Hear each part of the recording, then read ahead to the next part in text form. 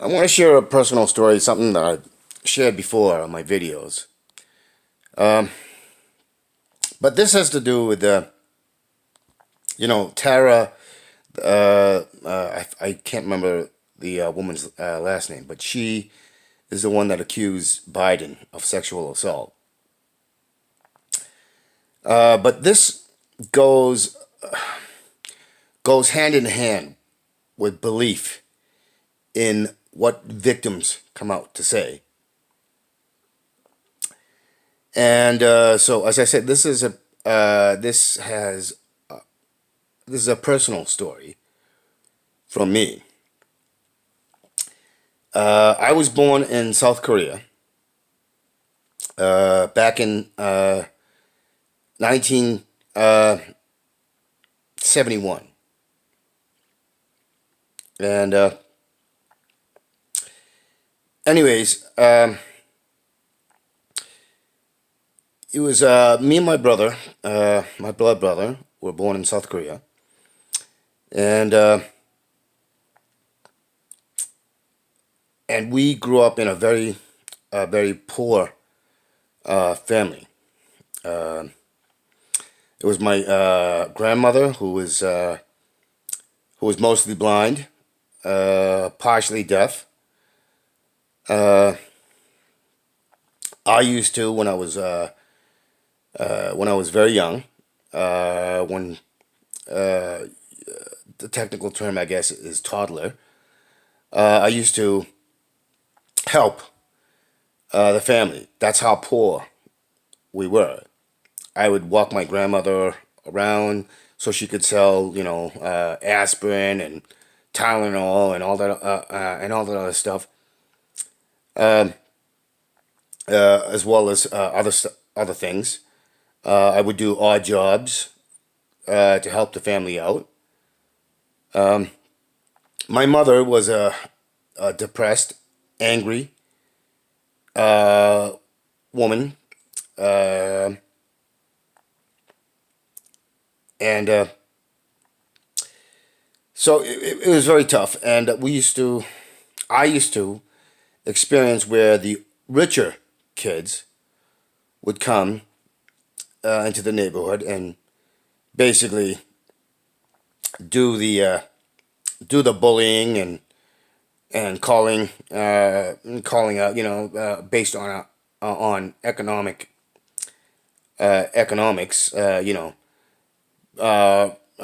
poor rich versus the poor, and they used to do the taunting, the bullying, and all that other stuff.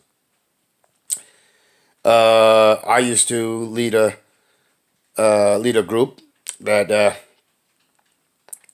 would combat these assholes, and we used to have rock fights with these kids. Um, so it was a tough life. Um, Around the time I was around 5, or maybe a little younger than 5, I was given responsibility for another toddler who was younger than me, and I was told to take this toddler to a zoo that was near us, and so the neighborhood I lived in was in the outskirts of Seoul. Um, so I'm a toddler, and I'm given responsibility for a younger toddler to take this toddler to see a zoo. Now, uh, generally, I was very confident and mostly competent, even though I was 5 or a little younger than 5 years old. But that particular day, when I was held responsible for this toddler, and I can't remember I can't remember the toddler's name. But on that particular day, I was I was anxious, and we had to cross this four-way main highway boulevard with four-way lights, and on that particular day, and I'd been to that area before, but on that particular day, it seemed it seemed to be more congestion on than there probably was. I got overwhelmed. I panicked, and I talked the toddler to go ahead. Now, that toddler was scared, but I talked him into it, and he walked out, and he got run over by either four or six set of tires from cars. The last vehicle stopped, ran out, picked up the child, and after that, I'm kind of in a fugue. Next thing I remember is getting back to my house, and my mother was angry. She was irate. She went into a rage. She took me to we had these huge clay cisterns to collect rainwater,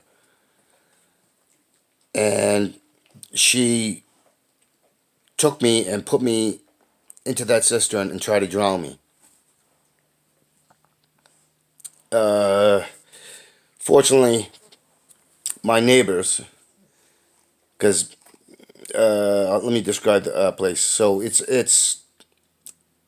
was almost like a small fortified residence because there were four walls, and within the walls there were two houses built into it. So it was a walled compound with these massive old style medieval doors where there was a bar that could be put on the doors, on the inside of the doors, and there were areas where there was almost like a like on the medieval castles, you could get up on the walls to look and walk in patrol. But up there, it used to be like the clay cisterns and other stuff. So it was clearly for fortifications. So the other neighbor that was within the compound, they stopped my mother. They got me out before she could drown me, and she committed suicide afterwards. She took all the over-the-counter prescription, over-the-counter meds. Over-the-counter meds, the aspirin, the Tylenol, and all that other stuff, and she just downed all of them. And she was in the kitchen area, which is really old fashioned, with the wood burning, open fire style for cooking. She took all that and she ended up dying. It was after that me and my brother were coaxed onto a bus to be taken to this orphanage. The guy that came, he ended up getting us on the bus by bribing us with candy.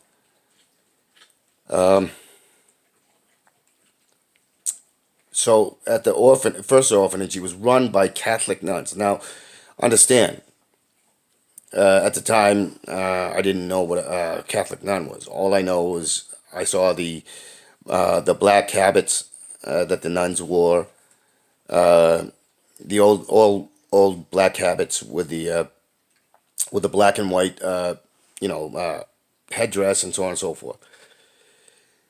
So at this orphanage, they use the children as forced labor to put together these fresh, I mean, brand spanking new, fresh plastic holly ornaments. And we were put into this enclosed room with a door, with no windows and no ventilation, and we were forced to put these things together. Now, the smell from the plastic, the fresh plastic, would make us sick. We want to vomit. We get nauseous and all that other stuff. And of course, we didn't want to do it. And if we didn't do it, the nuns would come in, grab us, yank us out of the room, and they would take this big wooden paddle with holes in it and beat the ever living snot out of us until we got back to work. It got so bad that I wanted to escape, and I don't know if it was a fourth floor or a seventh floor. I jumped out, and I tried to convince my brother to do the same. And I scraped myself all the way down hitting the concrete balconies to land in this gravel around the place. Now, this must have happened before, because the gravel was loosely packed gravel, and so I survived. I have a scar where all the stitches and everything else came together, and it was sometime afterwards that there was that my parents, now in the U.S., Michael and Judy, decided they wanted to adopt us. We went from, I don't know how long I was in that Catholic orphanage.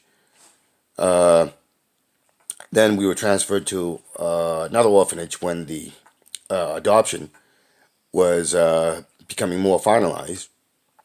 And the second orphanage was run by college age kids, late teens to early 20s. And they were all white. And basically the kids were doing basically the cleaning, the cooking, all that other stuff. There wasn't any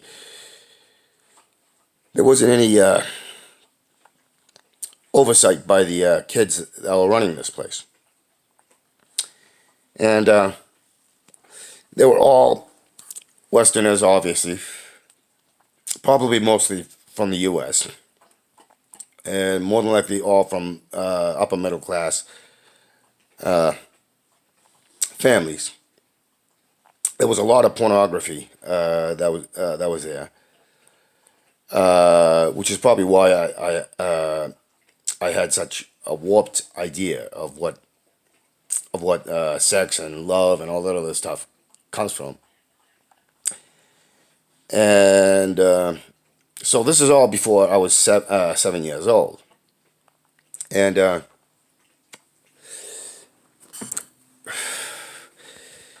so while there was no physical abuse, there was a lot of other psychological abuse going on, and anyways, uh, when I was 7.5, my brother was 5.5. We ended up finally being adopted. We ended up taking a plane and landing in New York to meet our new parents. Now, we were fortunate, but also, I think, unfortunate, because coming to the U.S., facing what the media and social narrative, and growing up in a largely white community. Don't get me wrong, my adopted parents were very supportive in many ways, as well as my extended relatives. However, at a very young age, uh, I had, you can obviously understand why I had traumatic issues. And and having to, and coming from where I had a lot of high confidence to even still,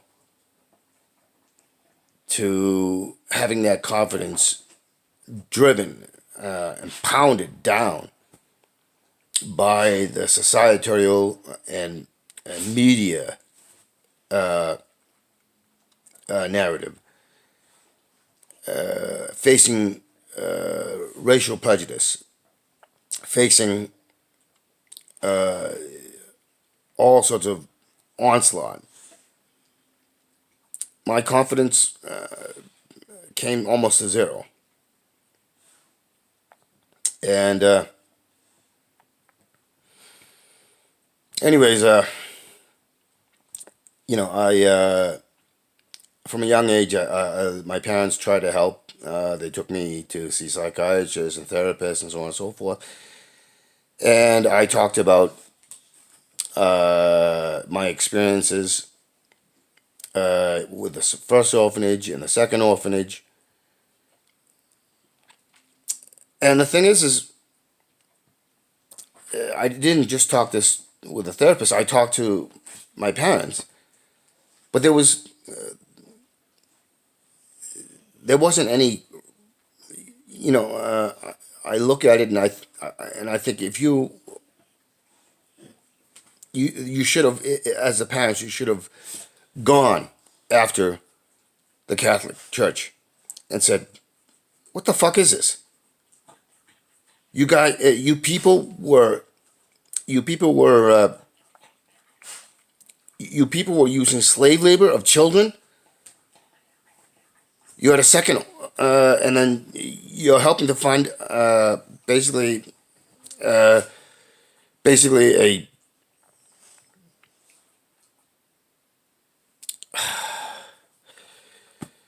Anyways, but that's not what happened. There was no backlash. There was no outrage. But that's the problem. It's not because they're not moral. It's not because they don't. It's because they were brought up in a fucked up way. And so it wasn't just my parents. My aunt knew about this. My grandmother in the U.S. knew about this, Nana Clara. So there were a lot of people that knew about what had happened, but we were raised as Catholics, and I've never truly liked Christianity, and understandably why. But there was also, don't get me wrong. I served as an altar boy. I went through all the baptism and all the other stuff. But the thing is there's so much hypocrisy and bigotry within the Christian religion. And and I and I started to pick that up at a young age, and it got to the point where I was in my mid-teens on that I started to reject. There were good parts, but ultimately ultimately I couldn't stand the hypocrisy.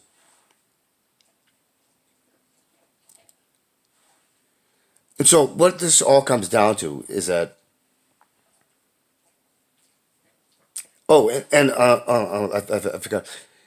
So growing up also from the media and everything else, it was like, children used to talk about, they used to come out about children getting abused and so on and so forth, and how they go. But then the media came out with this narrative, like, they would bring on the psychiatrists and social workers, and they do that whole narrative of, you know, children's brains are not formed and so on and so forth, and they make mistakes and they can over exaggerate or it's like, so when child abuse, there were reporters trying to put out about child abuse and so on and so forth. They had this whole narrative of basically trying to make it so that, all children are just fabricating things because they imagine this and they imagine that. And this is the same sort of thing, that women face. Oh, they were asking for it, were they dress, or their flirtation, all this crap, or they're trying to, they're just money grubbers, and yet we keep victimizing the victims. We keep being hypocrites. And the media has been driving this. And the politicians.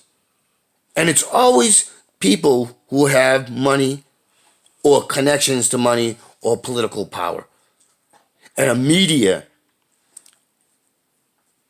who is incentivized, who brings on those who are deniers, who are willing to sell out themselves and the rest of society, who bring out those sellouts who aren't experts, or who think too much in a neutral position. This is why I talk about what I talk about. Because this is my experience. This is because I know what I'm talking about, because I've faced it. I understand it in a visceral reality.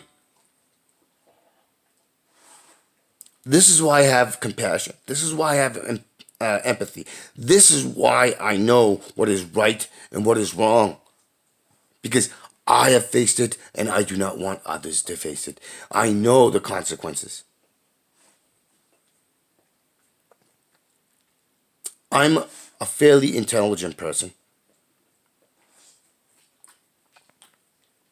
I faced sexual predation myself, personally, at a very young age. I understand.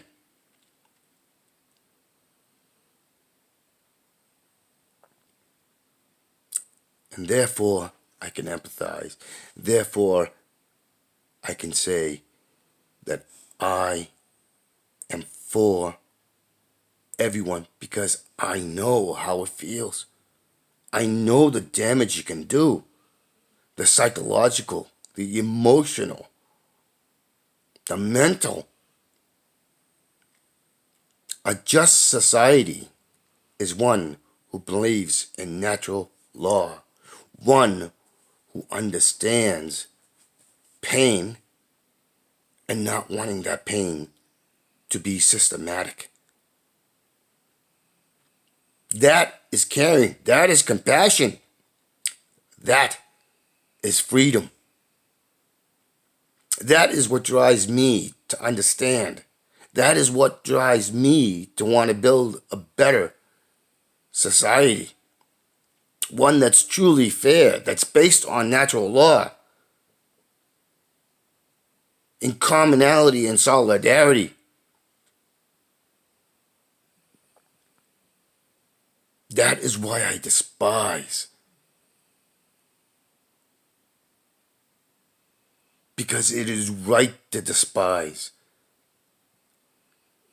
But it's also the reason why I do videos talking about how to fix it without using violence, but also understanding there is a certain point where violence must be used, whether it is in forceful wording, with action following, if those who cannot correct themselves, we must correct it. I have personal tragedies that I do not want others to face, because the other is me. Not because of the way I look, but because others are me. Because everybody who's impacted, no matter what your quote unquote race is or your gender is, when we live in a society like this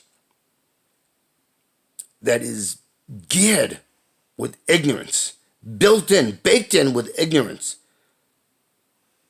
we get stupider, we get more callous, we get less empathetic. We lose our morality, our ethics, our principles.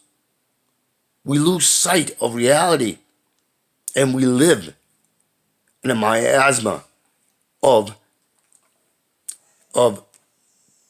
fantasy. And that fantasy kills us in multitudes of ways. It kills us emotionally. It kills us physically. It kills us mentally. This is why if we say we care, if we say we want a just, equal, compassionate, empathetic society that will sustain us, that will help us grow, that will help us attain wisdom towards enlightenment. If we want peace, if we want liberty, if we want freedom, then we need to be able to grow. And we cannot grow in a society which makes us exist in a way that is stagnant, that is decrepit, that is putting us in a metaphorical jail.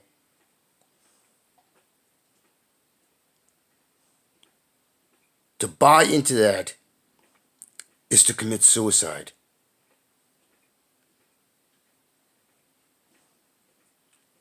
We must. Because if we love our children, if we want to have children, we cannot bring them into a society which has been geared to stop progress, to stop evolution. When you're born and the brakes are already on, even for the rich, maybe even more so for the rich, because they are demented and insane, and they bring out demented, insane predators who do more damage to themselves because their parents are the sociopaths and the psychopaths, and they bring out the sociopaths and psychopaths in their offspring.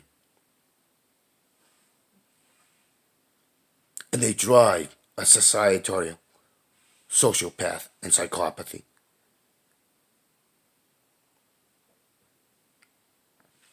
There can be no true love, compassion, ethics, morality, understanding, or critical thought in such a system. And to break those chains, we must break ourselves down and find true reality. We must go towards natural law. We must understand that the planet, the world, is all and one. One for all and all for one. That is what we should attain. Because if we do not, we have crucified ourselves. We are castigating ourselves. We are fixing a system where we have put shackles, metaphorical shackles, on our children, on the future generations who are supposed to be able to bring us closer to a better world. We have muzzled ourselves. We are the ball and chains the minute we are born.